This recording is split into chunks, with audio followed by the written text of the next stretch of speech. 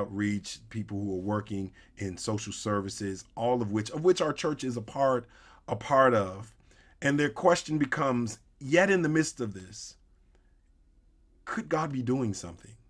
Could God be doing something?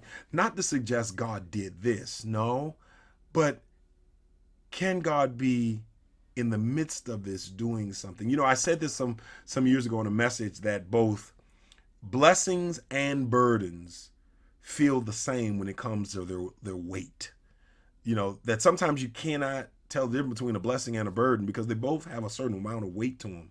And I would tweak that by saying that in the midst of our burdens, we can find blessings, but there's no denial of the fact that there is some obstacle, there is something that is taking place that is taking a taxing toll on you in your life. But I want to offer you that because we know that God's ways are not our ways and God is infinite in God's wisdom, that there may in fact be a larger architecture and a larger plan to what's going on. I was reading in the New York Times or a piece in one of the major news outlets, and it was stating how when examining air quality in places like China and the United States and across Europe, how the air quality is much better than it has been in quite some time. As a result of the fewer carbon emissions going in the air, that is a result of not as many cars being on the road or not as many factories emitting carbon into the air. It is actually causing the earth to be able to breathe. The earth is breathing. The earth's lungs are inhaling and exhaling. And it is having a profound effect on our environment. We've talked about this at Olivet, and we've talked about this extensively of how the climate was moving toward a precipice, a point of no return. How I was reading a piece on how we are losing bees, that in about 20 years, there may be no bees. We're polar bears and all of these important parts of our ecosystem, which we have taken for granted for decades and centuries, but are such an essential part of our ecology, that which makes our world function biologically and ecologically.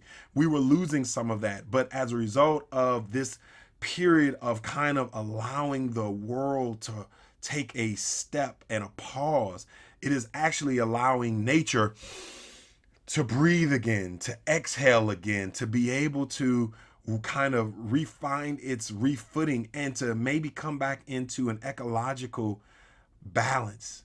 What if nature having its own consciousness and nature being subject to the very power and will of God allowed itself to come into this space and place where we would have to respond to this ecological crisis, not because we were doing something directly or we were doing enough, but as a result of us having to respond to the COVID-19? What if nature has been conspiring to bring itself into balance by allowing man and woman, humanity, for a while to simply be still? I believe in a God like that. I believe, as Romans chapter 8 says, that the whole creation groans and was subjected to futility and groans for the revealing of the sons of God. I believe that there is a greater wisdom that may be at work in all of this. Also, what if the social distancing, as difficult as it is, it's certainly difficult not to be able to, go out and touch and hug and embrace people like we're so accustomed to, especially in our church. But what if this social distancing is actually also allowing for spiritual reconnecting and for relational reinventing?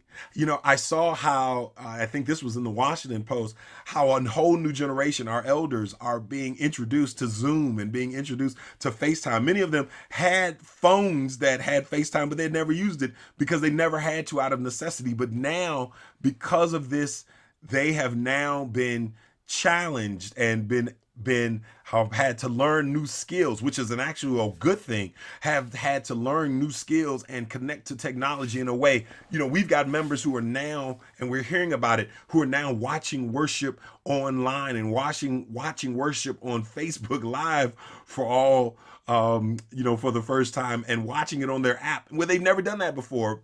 They would either get the DVD or get the CD, or if they couldn't be in church, right? Hopefully someone would share it with them. But now we've got a whole new generation, both in our church and in this country, who are reconnecting to technology. And we're also discovering that as we're socially distancing, not only relationally reinventing, but we're also spiritually reconnecting to ourselves. Many of us, our spiritual lives were taking we're playing second fiddle, and we're taking a step back to our social responsibilities, our vocational responsibilities, our career responsibilities, and even as a pastor and even as a civic leader, there have been times where, my prayer life suffered because I was trying to be all things to all men, and doing this and that, and being at this meeting and being at that meeting and being at that meeting, or making sure this was taken care of, but not really focusing on the things that were really important, that made me, one, a child of God, a disciple of Jesus Christ, and allowed me to be a pastor at my highest and most optimal possibilities and potential. And I pray that, like myself and so many others are doing, I pray that you are using this opportunity to be still, to know that God is God, right? And that's not to suggest that many of us are not faithful and diligent and dutiful in our vocational practice and our devotions. I certainly seek to be that each and every day in my own life. But with this special time is creating special opportunities for us to hear like we've never heard before.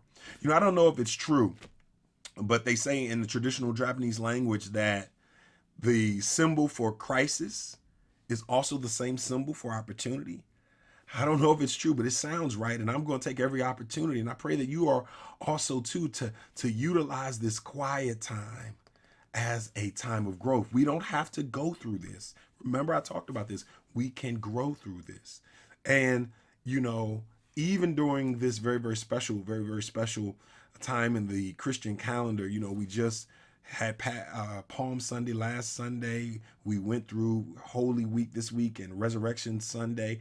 And on Sunday, I preached about a comeback from crucifixion. If you haven't had a chance to check that out, I want to encourage you to do that and come back from crucifixion. How there are things we can come back from. There's nothing we cannot return from. Jesus Christ demonstrated that by dying and on the cross and coming back from death out of the grave, that us coming back, our economy will come back. Yes, our church will come back. Our way of life will come back, but it should not come back the same, right? Jesus Christ came back, but he did not come back the same.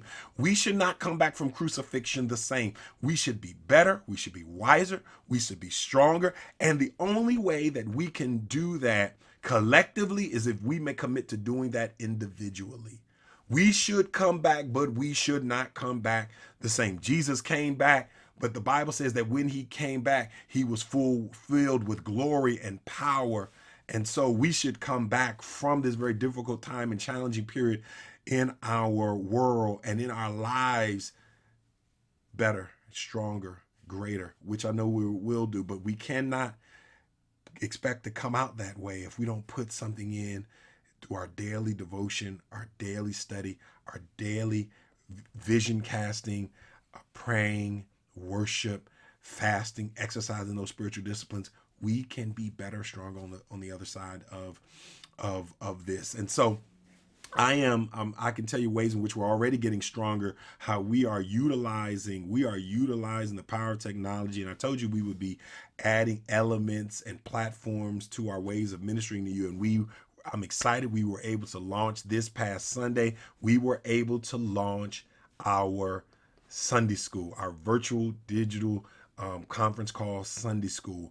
And I want to encourage you, if you missed the Sunday school conference call, I want to encourage you, don't miss it this Sunday from 8:30 to 9:30, our conference call for Sunday school. We had over 100 members of Olivet participate in this past Sunday's Sunday school, which means that the teaching is taking place, people are growing, and you can do that from 8:30 to 9:30. And guess what? 15 minutes after that, virtual worship live stream at 9:45, our worship begins, and I'm hearing from you how God is richly blessing you. And it's like, even though, of course, I was listening to some worship yesterday, and I was like, I miss church. I told my wife, I said, babe, I miss worship. And I'm talking about collective worship. I know we're worshiping live stream. I love how the music ministry and the praise ministry and liturgical dance, Sister Lexi Lattimore did an amazing job on Sunday. But I miss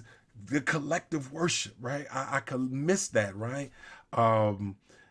It makes a difference, but God is still moving in the midst of that. And I'm hearing from you how you're still being touched and you're still being moved, and how the word, when it's going forth and I'm preaching, it's like I'm preaching to a full congregation. And the reason that I'm preaching like that, because I am. Just because you all are not there, let me tell you, I feel the power of God moving in that place. I feel, knowing that we are touching and agreeing. And the Bible affirms this in many stories and accounts in which men and women were on one accord and God was moving powerfully, right? And so as I'm preaching and I'm feeling it, I ain't performing, I'm preaching, because that gospel is power, and the gospel is truth, and the gospel is real. So I'm not performing. Let me tell you, I was preaching like this when I had only 50 people and only had 100 and 250 people in the congregation. And so guess what? I said I wasn't going to tell nobody, but sometimes I can't keep it to myself. And so we are being faithful to the call. And I know that as I'm preaching, you're hearing and you're receiving and you are responding. And so there's a connection between me and you as pastor and people, that as we are touching and agreeing on being one accord and of one mind. Guess what? The Spirit of God is connecting. And so I know sometimes I'm preaching, I know you connected, and that thing is moving on you. And so we having church. That's right. We look forward to being back together, but we still having church. And I know as many of you text me and email me and let me know that God is moving, and God is going to powerfully use us to encourage and inspire and challenge us. And that's why our ministry is growing. I mentioned to you, we had 3 members who have joined, 3 new members of our church who have joined during this month. And I told you that as a congregation, we are going to grow stronger. We are going to grow in so many different ways from this. And the fact that we've got people still joining our church is evidence of that. We're not only going to grow in our worship, but we're going to grow in our discipleship. So I encourage you to, again, connect with our Sunday school conference call this upcoming Sunday. But we are going to grow also as intercessors. We have started our My People prayer call every Thursday at noon. So I look forward to you being on the call. Let's call on the name of the Lord. There is something about when people of God come together to pray, when people of God get on one accord, it is revealing itself that it can impact our health. It can impact our world. It can impact our families. It can impact our communities. It can impact our economy. When the people of God, if my people who are called by my name will humble themselves and pray and seek my face and turn from their wicked ways, then will I hear from heaven, forgive their sin, and heal their land.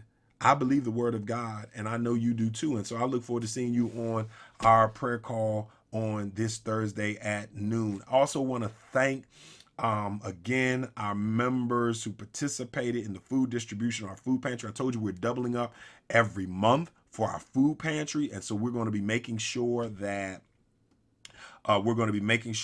we get that out again in a couple of weeks. We made food deliveries this week, which was great. Last week, we actually made some food deliveries. And so if you have members of our congregation or members in your family and community, need food, let us know. And if we have any in the store, we will, in our storage, we will make sure they get that. And because we want that to be a part of our ministry. And so we are a part of the social support network of organizations that are trying to meet the needs of the community and not just our congregation. And so we're going to have another food pantry distribution in a couple of weeks. And if you know of somebody who needs food, let us know. We will deliver it to them. We will contact them. Just give us the information.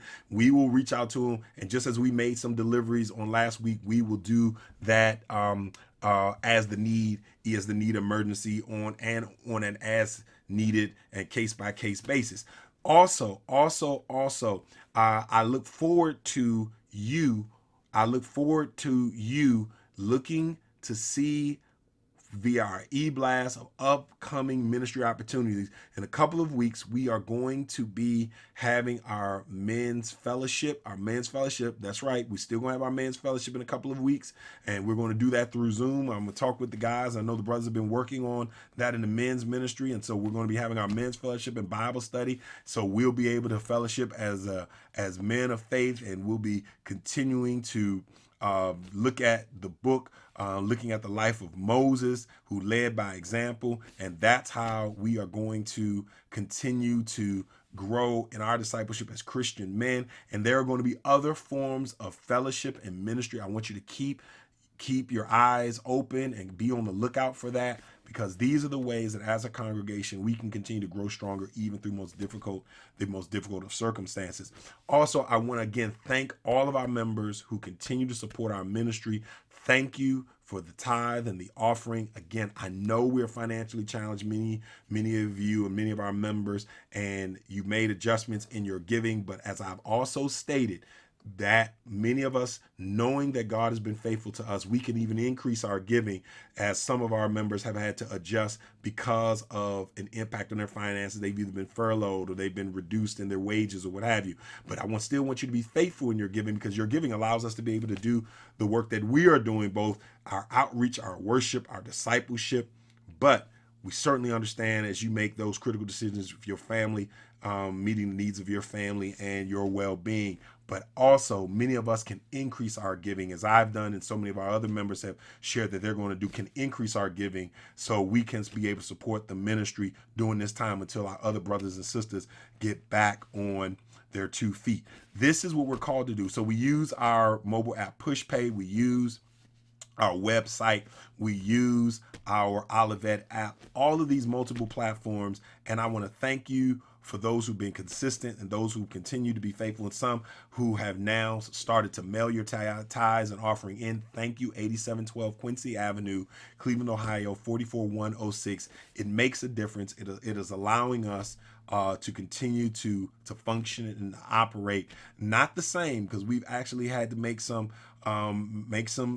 important decisions, and we've had to streamline a number of things, some of which are actually good and allows us once again to balance out, your wants and your needs. And like anyone who's doing a home budget, you begin to identify what is absolutely necessary. And so there's been some value in that, as we, in working with our trustees, have been looking at ways and opportunities for us to streamline and to make sure that we are prioritizing what's most important. And what's most important is trying to make sure that we can provide for members of our staff who also have families and also have to meet their own home and personal obligations. So we want to be able to continue to support them, and your giving allows us to do that. And I thank you.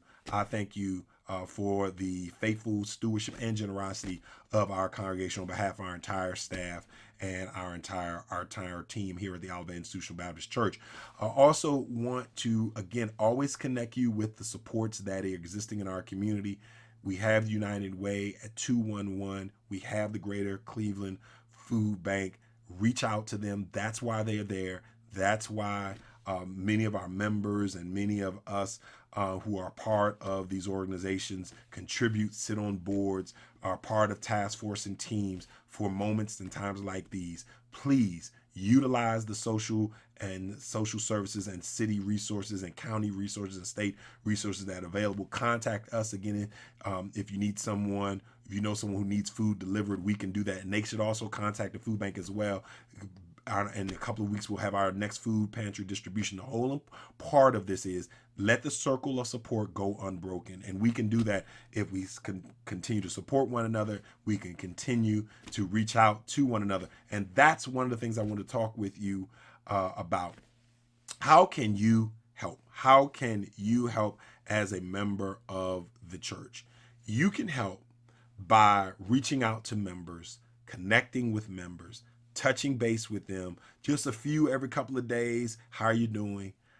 How's it going? Are you okay? Is there anything I can do, or I can let the church know about how we can help you or support you? Our deacons are doing that. But as a member of the church, you can do that as well and inform us, let us know.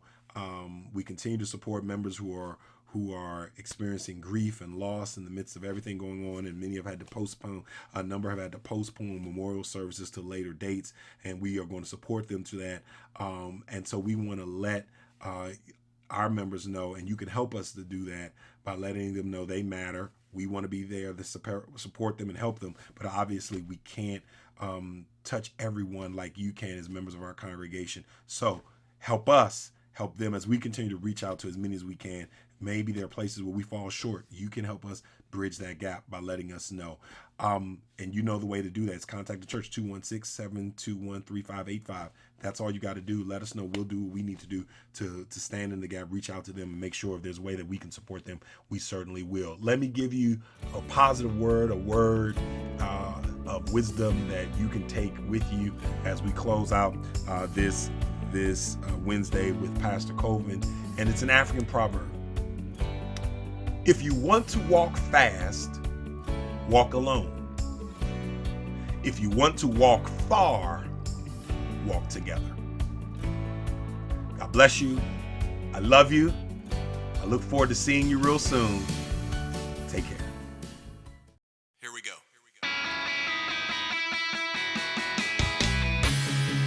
At our church, Jesus is Lord. That single belief calls us together as a community and sends us into our world with hope and purpose. At our church, your past will never define your future. There's always redemption, which means there's always a brighter day. At our church, we don't think we're better than any other church out there. We're just doing our best to become our best. At our church, we want you to believe in God, but we also want you to know that God believes in you. We are not against people who don't attend church anywhere. Instead, we pursue them with love, the very same love that's pursuing us.